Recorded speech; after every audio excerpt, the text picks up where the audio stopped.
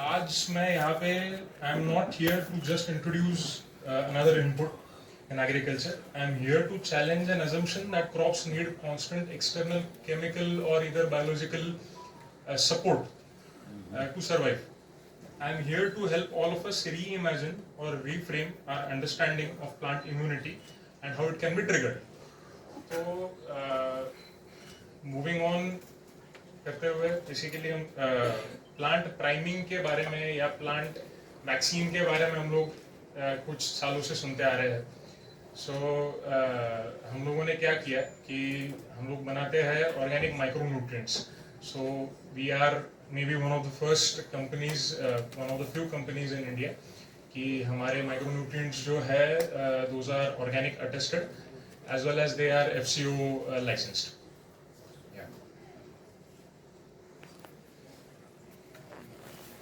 तो हमने सोचा कि अगर हम माइक्रो न्यूट्रिएंट्स यूज़ कर ही रहे हैं, किसान माइक्रो न्यूट्रिएंट्स यूज़ कर ही रहे हैं, तो क्यों ना हम उसे एक अलग नज़रिए से देखें. जो हम लोग कहते हैं ना, टीवी पे सुनते हैं रिश्ता वही सोच नहीं.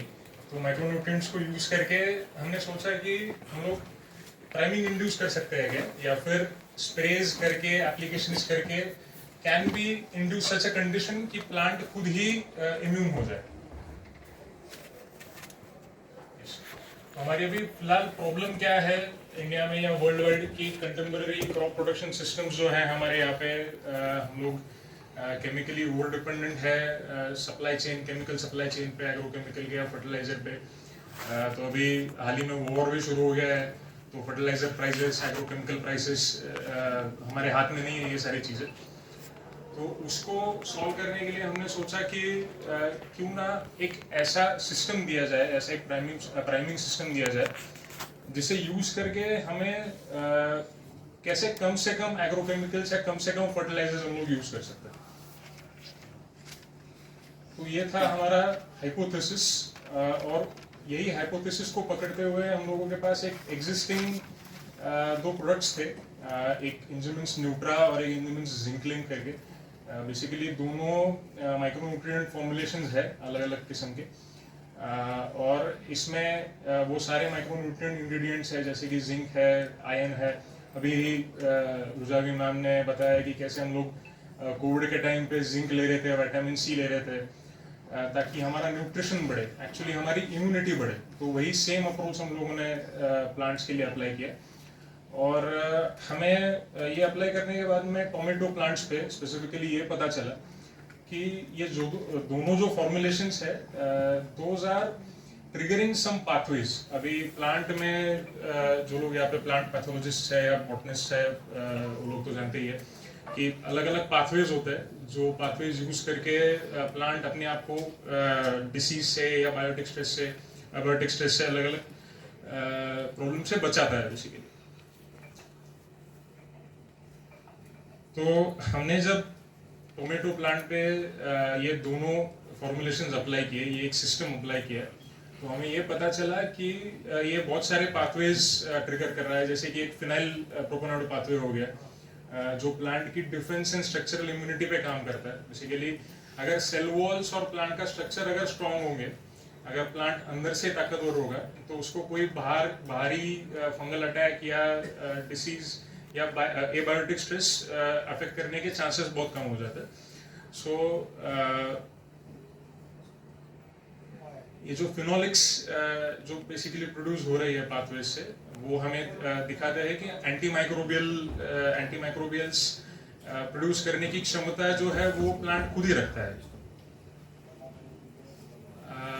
और आगे जाके हम लोगों ने एक टर्पिनोइड पाथवे भी ऑब्जर्व किया बेसिकली.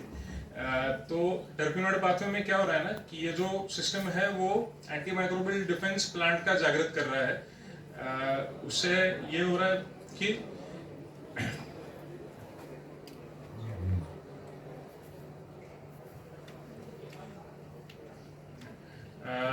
फंगल अटैक और बैक्टीरियल अटैक के जो चांसेस है टोमेटो में वो इससे घट रहे हैं बेसिकली.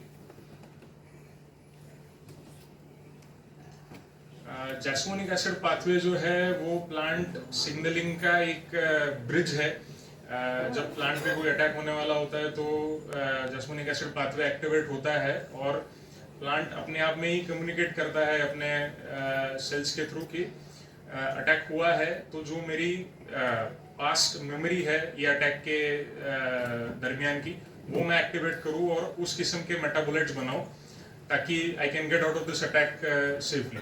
तो इससे क्या होता है कि जो आपका स्ट्रेस रिस्पॉन्स है प्लांट का वो स्पीड अप हो जाता है। आगे जाके हम लोगों ने ये ऑब्जर्व किया कि प्लांट की एक लिपिड सिग्नलिंग होती है या फिर वोलेटाइल ऑर्गेनिक कंपाउंड बनाने की एक क्षमता होती है। जैसे कि अलग अलग वोलेटाइल ऑर्गेनिक कंपाउंड जो होते हैं प्लांट में, वो आपके जो नेमाटोड्स होते हैं, जो रूट नॉट नेमाटोड्स होते हैं, वो प्लांट को अंदर से नाजुक वीक कर देते हैं। तो उनको सप्रेस करने की कैपेसिटी या उनके जो एग्स होते हैं उनको सप्रेस करने की कैपेसिटी प्लांट में खुद ही है, वो हम लोगों ने ट्रिगर करनी चाहिए। सो इससे हम लोगों ने ये पाया कि जो अलग अलग एंटी माइक्रोबियल मिथाइल ईस्टर्स है, वो 8 तरह के मिथाइल ईस्टर्स ट्रिगर हुए हमारे ये प्राइमिंग सिस्टम से। 5 तरह के स्ट्रेस रिलेटेड मॉलिक्यूल्स भी ट्रिगर हुए और 4 तरह के डिफेंसिव वोलेटाइल ऑर्गेनिक कंपाउंड जो है वो ट्रिगर हुए, ये डिसीज से या अटैक से फाइट करने के लिए बेसिकली।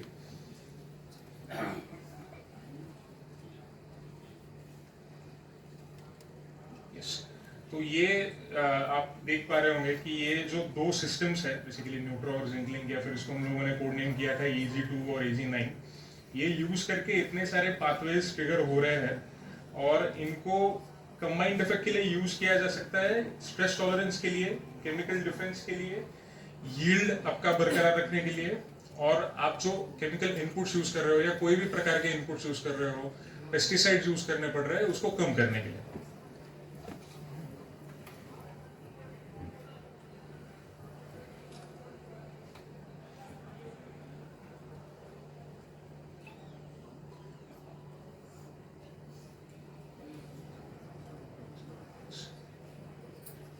तो हम लोगों ने अभी जो टोमेटो मॉडल पे काम किया है, उसमें हम लोगों ने यूनिवर्सिटी ट्रायल्स कंडक्ट किए हैं MPKV राउरी में, जहाँ पे हमें ये पता चला है कि टोमेटो में 15 to 20% इंक्रीज तो हो ही रहा है यील्ड में।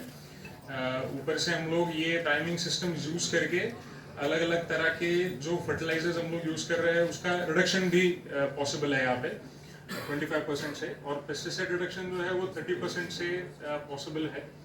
तो इसी सिस्टम को आगे लेके जाके हम लोग ये कोशिश कर रहे हैं कि जो अपना चैलेंज है 50% इनपुट रिडक्शन का या 75% इनपुट रिडक्शन का, वो अचीव हो जाए आने वाले दिनों में।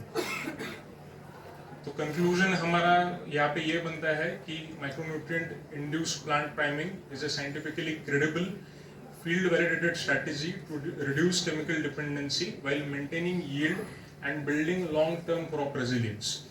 और इसको आगे जाके हम लोग ये भी कोशिश कर रहे हैं कि ट्रांसजेनरेशनल प्राइमिंग, यानी कि आप अगर ये जनरेशन में प्लांट पे 2 से 3 स्प्रेस कर दीजिए वेजिटेटिव ग्रोथ के वक्त और फ्लावरिंग के पहले, तो वो आगे 2 जनरेशंस तक टिकनी चाहिए। तो वो प्लांट की जो नेक्स्ट 2 जनरेशंस है उन तक वो जानी चाहिए। So that is what we are trying to achieve. So these are our collaborators. Dr. Ravi is with us from company LICS, Dr. Kiran Kharath from Mizoram University, and MIT in Aurangabad. Thank you so much.